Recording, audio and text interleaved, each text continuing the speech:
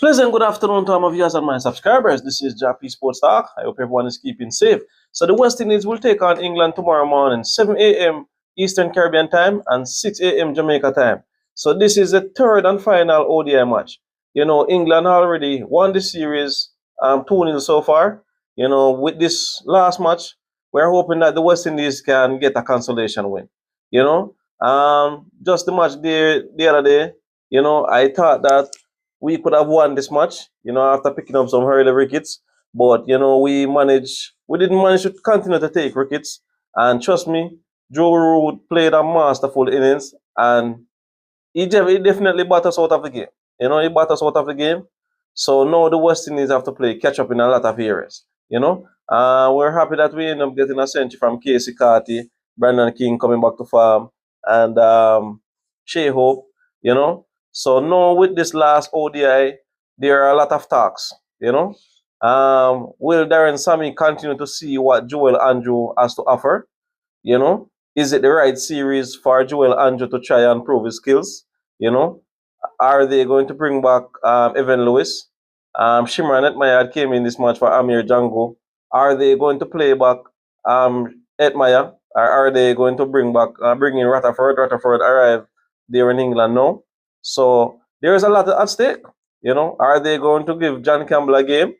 Jadia Blades. What about Jadia Blades for Matthew Ford? Or is it they playing Matthew Ford directly as a batter? So there's a lot of questions. Gudakesh Moti has not been bowling so well. So are they going to rest Gudakesh Moti and try and go for it all and bring in Shamar Joseph? There are a lot of questions to ask in this final ODI. Trust me, a lot of things to be asked in this ODI. But I guess we won't know them until tomorrow morning. And then whoever gets an opportunity, we await to see if those players will take those opportunity and perform. You understand me? Would I be making a century, a 50, taking 5 wickets or whatever it may be, taking some good catches. We anticipate to see how it will unfold tomorrow. But I am saying that if the guy do happen to bat first, we have to try and let our opening partnership try to give us a good start, and by that now we continue to phase on, Even with 308, I see 308 was a small total, for England. I think we were roughly about 30 to 40 runs short, if not 50 runs, and the dot balls improving in a little way, but I still think that we're soaking up too much dot balls. And the fact that we didn't bat out the 50 overs, that's another factor. You understand me? For the West Indies to improve as time goes by, we definitely need to bat our 50 overs out. The middle order need to come good. We're hoping for a little help from the lower order. So trust me, we need everyone in the party.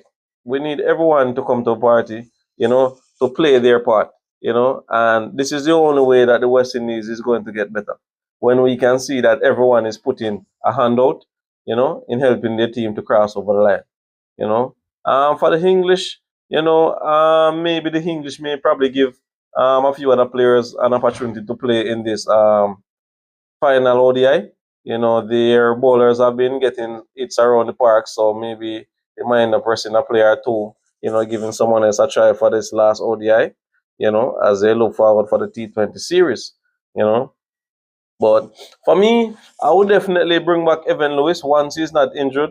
I would definitely bring back Evan Lewis, give Joel Andrew a rest, and I would jab Gudakesh Moti, bring in Shamar Joseph. Gudakesh Moti, he has not been among the wickets for a little while now. And it's a touch and go. I could give back Shimran Etmaya another chance, and I could also take the risk by bringing Shafin Rutherford. So it's a little gamble right there. It's a little bit gamble right there. And Jadia Blades, it's a possibility that Jadia Blades may get a chance for Matthew Ford.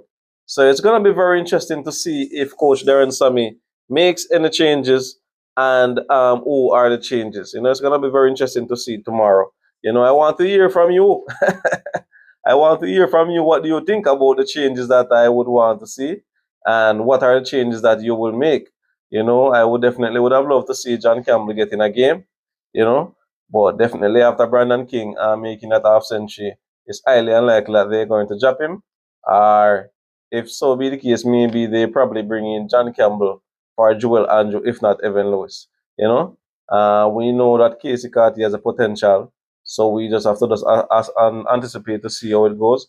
Rastan Chase, he hasn't having the best of series with the bat and ball. You know, he take a few nice catches and so on, but it's kind of highly unlikely that they are going to drop Rastan Chase because he is helping out to fulfill the 50 overs. So I think it's going to be very hard for them to really drop Rastan Chase at this point in season, even though he's not performing as well. You know, because dropping Rastan Chase for a straightforward batter, it's going to be hard. So I doubt they're going to make that change. But we anticipate to see what the West Indies will come with tomorrow. You know, so we look forward for that game and hoping that we can find a way out to win this one and then head to the T20 series on a high. You know. So my viewers and subscribers, I just want to thank you all for subscribing, like, share, and comment. This is Jah-P Sports Talk. Please, I'm asking you all to just follow me on Facebook, TikTok, Instagram, and subscribe to my YouTube channel at Jah-P Sports Talk. You know, I wish you guys all the best for this new week. You know, try and keep safe. You know, there is so much things surrounding us at the moment. Trust me, we really have to just pray and just try and just hold a firm meditation. You know? So until next time, viewers, we look forward for this third and final ODI tomorrow morning. Keep safe.